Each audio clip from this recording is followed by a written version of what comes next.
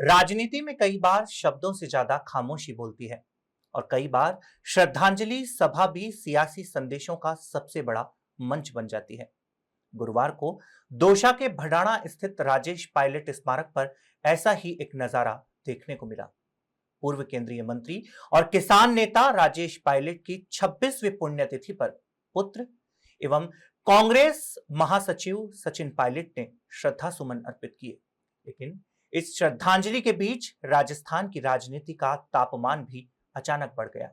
सचिन पायलट अपने दोनों बेटों आरान और विहान के साथ स्मारक पहुंचे। माहौल भावनात्मक था, लेकिन जैसे ही कैमरे ऑन हुए और माइक सामने आए, श्रद्धांजलि का मंच सियासी संदेशों का अखाड़ा बन गया। पायलट ने बेहद ही संतुलित शब्दों में अपनी बात रखी, मगर उनके बयान राजनीति के जानकारों के लिए किसी कोडवर्ड से कम नहीं थे।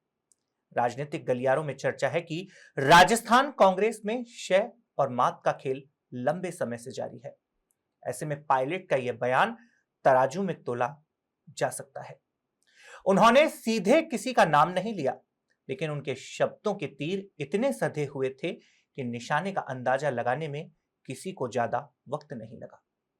राजस्थान की राजनीति में यह भी कम दिलचस्प नहीं है कि जहां कुछ नेता बयान देकर सुर्खियां बटोरते हैं, वहीं सचिन पायलट अक्सर कम शब्दों में ज्यादा का संदेश छोड़ जाते हैं। दोसा की सभा के बाद फिर वही सवाल हवा में तैरने लगा, क्या यह सिर्फ श्रद्धांजलि थी या आने वाले राजनीतिक अध्याय की प्रस्तावना? फिलहाल इतना तो तय है कि भडाणा में चढ़े फूलों की खुशबू से ज्यादा चर्चा उन सियासी संकेतों की हो रही है जिनकी गूंज दोसा से निकलकर सीधे जयपुर और जयपुर से दिल्ली के सत्ता के गलियारों तक पहुंच रही है।